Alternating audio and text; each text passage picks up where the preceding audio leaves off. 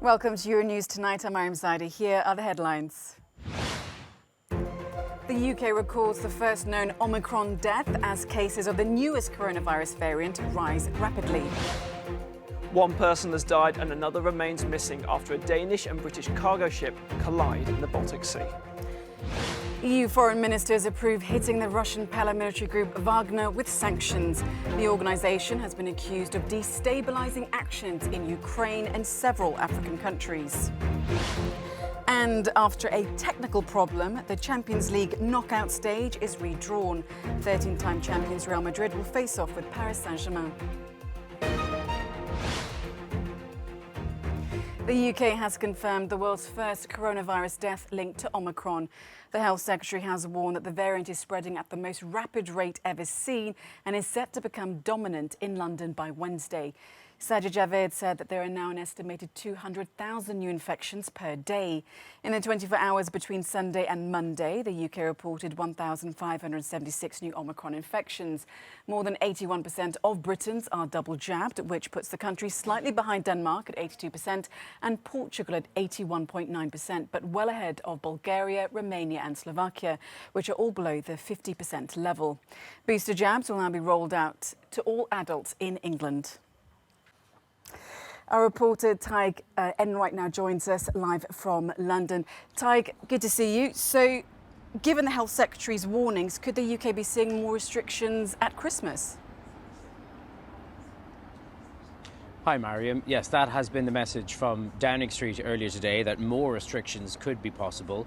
We don't know exactly what yet. The latest increase in restrictions are making working from home a requirement again, more mask wearing required in places like shops and vaccine certificates required for places like nightclubs and big venues. But it has to be stressed that there is still resistance here. Nobody's talking about introducing vaccine certification for places like pubs and restaurants, as is commonplace in other parts of the world, despite the warning that we heard from the Prime Minister last night that a tidal wave of Omicron could be looming.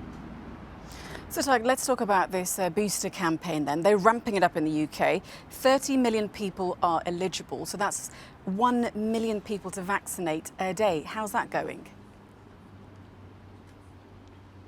Well, it's just getting underway. It is a big target. The Prime Minister pointing out that they would have to break the UK's existing single-day record for getting jabs into arms and keep it at that level for some time. Now, to do so, staff in the healthcare system are being diverted from non-emergency tasks to getting the vaccine capacity up to that speed. So far, uptake has been actually overwhelming the system. There have been reports of the booking website crashing and queues lasting for hours at walk-in vaccine centres. The appeal is, though, to everyone to actually get out there, make the necessary arrangements to get their jab. The government has reassured the general public that it has got enough doses on standby. The challenge will be getting those doses into people's arms. Sure. And then let's come to the UK Prime Minister. He's, of course, facing another tough week, slipping in the polls, questions about, Downing Street gatherings. And on Tuesday, he's going to face backlash from his own party and possibly over further COVID restrictions. So can he get his party and the public on board? Yeah, pretty unfortunate timing when it comes to getting the public on board for new COVID restrictions. What we're talking about here, Mariam, of course, is two different strands of public support. Support for restrictions themselves and support for Boris Johnson as Prime Minister. Of course, they are intertwined and there are questions as to whether the general public will follow tougher guidelines when a spotlight has been shone on whether Johnson and his own team were indeed following them at the height of the pandemic this time last year. In Parliament tomorrow, he's facing a backlash from his own MPs. Dozens of them are expected to vote against the latest COVID restrictions when it goes to a vote.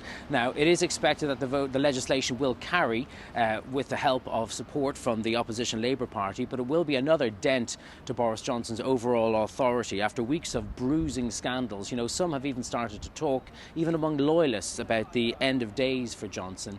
And when it comes to overall support for restrictions, it has to be said that among the general public, they are generally more favourable towards restrictions than the Conservative Party and its members themselves. And pollsters at the well-respected polling organisation YouGov have pointed to the fact that with warnings becoming more dire about the winter ahead, well, support for restrictions among the general public has risen in line with that. Mariam? All right, Tegan, all right, thank you so much. Austria has now lifted its lockdown measures and today reopened non-essential shops, but only for those who are fully vaccinated. It brings an end to 3 weeks of restrictions which were brought in to try and combat a rising wave of infections. Restaurants, museums and entertainment venues opened on Sunday. Those who are unvaccinated remain subject to lockdown restrictions and need to remain at home unless they are exercising, seeing a doctor or buying groceries. Swedish authorities have launched an investigation after 2 cargo ships collided in the Baltic Sea on Monday morning. One person aboard a Danish-flagged ship is confirmed to have died, while another remains missing. Let's find out more from Matthew in the Cube. Well, Mariam, the Swedish Maritime Authority said it was first alerted about an incident early on Monday morning involving a Danish-flagged vessel and another cargo ship from the United Kingdom. The collision is reported to have taken place around here, south of the Swedish town of Ystad and located near to the Danish island of Bornholm. We know that so far 1 person is confirmed to have died and another remains missing. Both are believed to be crew members of that Danish-flagged vessel. Let's show you pictures from the scene. The British ship and its crew were unharmed after this incident, but that Danish vessel had capsized and was found floating in the water. It has now been towed to a Swedish port for further inspection. And speaking to Euronews earlier, a spokesperson for the Coast Guard told us more about the ongoing operation. People have heard screams from the water, but we have not been able to confirm this. So right now we're working on trying to get into the ship to see if we can locate any of the crew members on board. The reason for this nighttime collision in a busy shipping lane is still under investigation. But prosecutors tied to the Coast Guard have said they have opened a preliminary probe on charges of gross negligence and also gross maritime drunkenness. 2 people, a British national and a Croatian national, have so far been arrested as suspects. And Mariam, something else it's also worth noting is that in addition to this search and rescue operation, the Swedish authorities say they are also working to ensure that there is no sea pollution as a result of this collision of those 2 cargo ships in the Baltic Sea. Thank you, Matthew. The EU is imposing sanctions on the Russian military contractor Wagner Group in response to the organisation's alleged human rights abuse in Ukraine, Syria and Libya. Paris had pressed Brussels to issue sanctions against the mercenary group, along with 3 other companies and 8 individuals. Vladimir Putin had previously said that Russian private military contractors had the right to work and pursue their interests anywhere in the world as long as they did not break Russian law. Now, last year, the Russian president said the group, whose members are mostly ex-military personnel, neither represented the Russian state or were paid by it.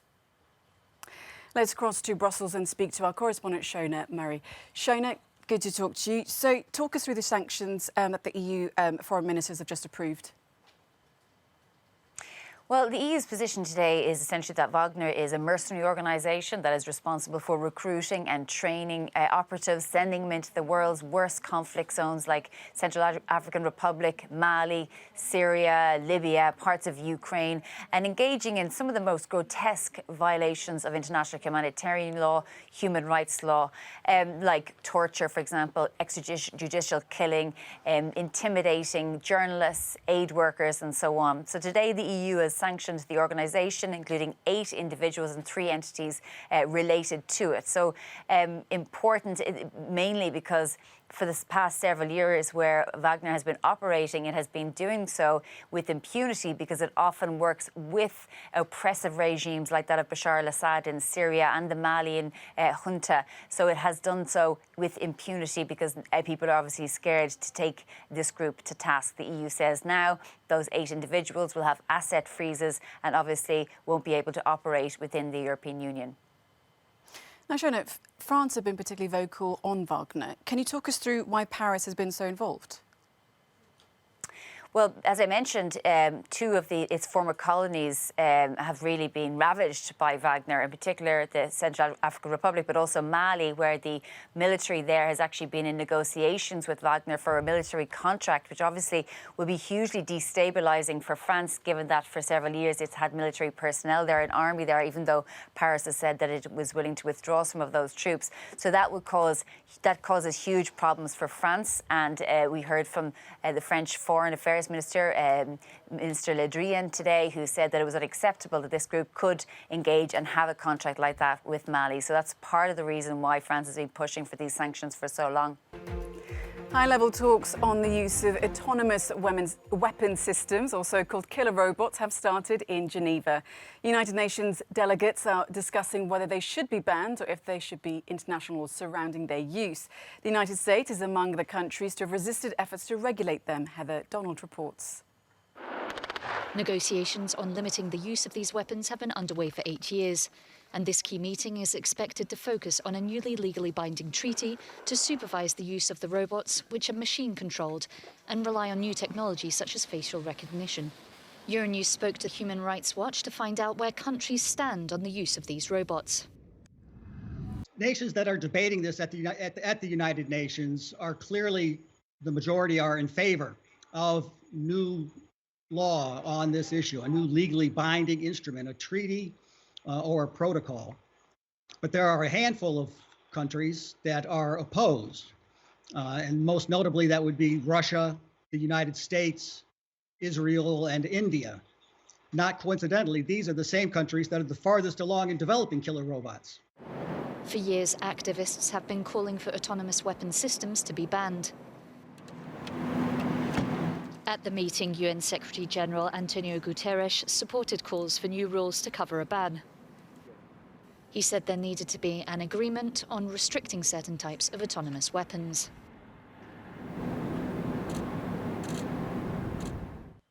The French President Emmanuel Macron is pledging to work together with Hungary despite political differences. Mr. Macron is holding talks with Hungarian Prime Minister Viktor Orban in Budapest, where Visegrad leaders are also gathering. Adam Magyar reports from the Hungarian capital. It's been 15 years since a French president has visited Hungary. Better it was Nicolas Sarkozy, and now it's Emmanuel Macron. The timing is perfect for the politician, and it is perfect for his Hungarian counterpart, Viktor Orban, the Prime Minister. Both politicians are preparing for an election. The Hungarian Prime Minister can show to the opposition and to his supporters that he is not isolated on the European level, because he is hosting one of the most influential politicians of the European Union. And Emmanuel Macron can talk not only to Viktor Orban, but to 3 other top politicians of Central Europe, because there is also a Visegrad group meeting today in Budapest. Issues might be the state of the democracy in Hungary, but there are some common things that the both politicians agree on, like the use of nuclear energy, or like the support for the European agricultural policy. We will see in the evening how tense the talks were. Adam Magyar for Euronews, Budapest, Hungary. At least 12 people, including a number of children, have been injured after a student tried to blow himself up at a Russian Orthodox school outside of Moscow. Authorities say the 18-year-old survived and is in intensive care. Police have now launched an investigation. Russia has seen a rise in attacks in schools in recent years, but incidents at religious schools are rare. The Supreme Court of Denmark has sentenced the country's former Foreign Affairs and Integration Minister to 60 days in prison. Inger Støjberg was found guilty of issuing an illegal order in 2016 to separate underage spouses among asylum seekers. Støjberg has maintained her innocence throughout the trial, but the court ruled her sentence is unconditional and must be served. Malta is set to become the first European country to legalise the possession of cannabis for personal use. By the weekend, adults will be allowed to carry up to 7 grams of the drugs and grow it at home. The move is likely to be followed by others in the EU. Germany has recently announced plans for a legally regulated market. Canada, Mexico and 18 US states have already enacted similar laws. At a coffee shop in The Hague, sales have gone up since coronavirus restrictions were introduced.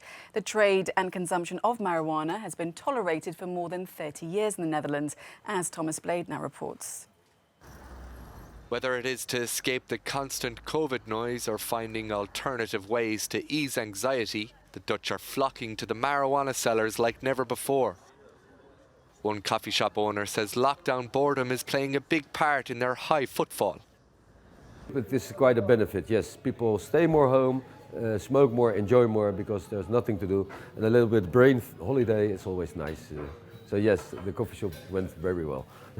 Since the 1990s, the Dutch government have tolerated the sale of cannabis in licensed premises like here at Creamer's coffee shop in The Hague. And while access to bars and restaurants have been largely restricted over the last 2 years, coffee shops have been able to stay open, mostly for takeaway.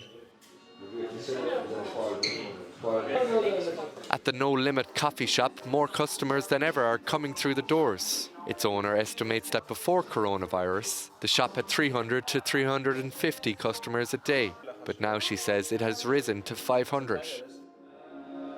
A survey by Trimbos, a Dutch research institute on mental health and addiction, found that 90% of cannabis users were smoking as much or more since the start of the pandemic.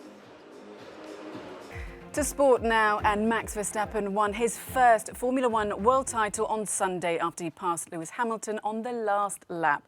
But the final in Abu Dhabi was controversial, with Hamilton's Mercedes team protesting the end result. Sports presenter Will Dalton joins us now for more on all of this. So what a race. Can you take us through it? Well, literally, look, this all came down to the last 5 laps. Lewis Hamilton, apart from a little bit of a thing on the first lap, was leading all the way through, looked to be heading towards his record eighth World Championship title. With 5 laps to go, Williams' Nicholas Latifi crashed, which brought out the safety car. Normal practice to get the track cleared, make it safe for the drivers to return to action. Max Verstappen knew he had to try and do something. He went in, he pitted, he changed his tyres to see if that could mix things up a little bit. The race director, Michael Massey, initially said that any lapped cars were not allowed to unlap themselves during the slowdown with the safety car. Now that, of course, would suit Mercedes. Red Bull apparently didn't like this.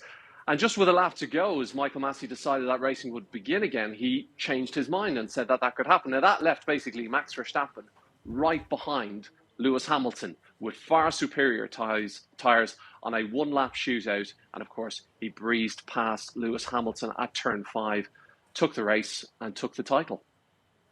So, Will, how likely is this end result of the Grand Prix to be overturned?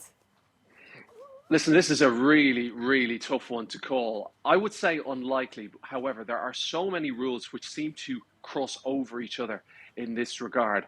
Now, we know Mercedes lodged 2 protests straight after the race with the race stewards. They've both been rejected. They have given their intention to appeal, though, lodged an intention to appeal. Now, from my understanding, they have 96 hours from when that was lodged, which brings us up to around 7 p.m. UK time on Thursday for them to make a decision about whether they're going to go ahead with the appeal.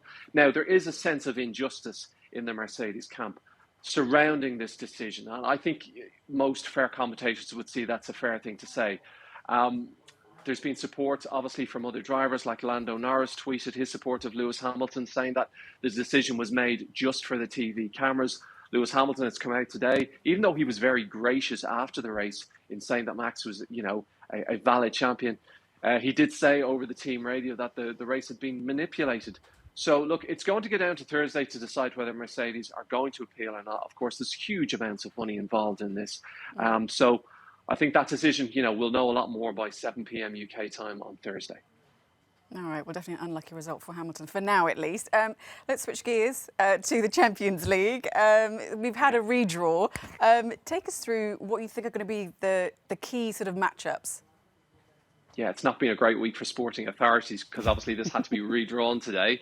The draw was first made and then they discovered there is a certain set of rules. Like, for instance, you cannot draw a club that you've faced already in the group stage. You cannot face a team from your own country. They made a mistake in allocating the balls during the first draw. They had to go back and do the draw again. However, Chelsea, the defending champions, will still be very happy with the draw. They drew Lille twice in both draws, a team they would fancy being able to get past.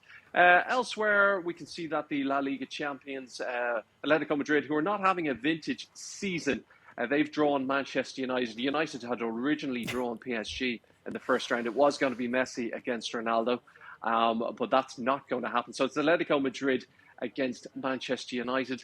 Liverpool, they originally drew Salzburg. They've got a slightly tougher draw now. They've got the Serie A champions, Inter Milan.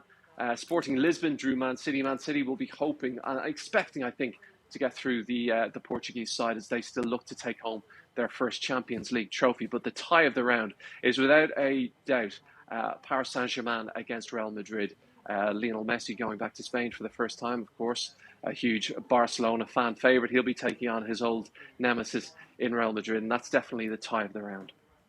Well, let's wait and see then. Well, Dalton, thank you so much. All right, we will leave you now with a no comment from Stockholm, where synchronized swimmers have celebrated the Santa Lucia Festival of Light. Thanks for watching Euronews Tonight.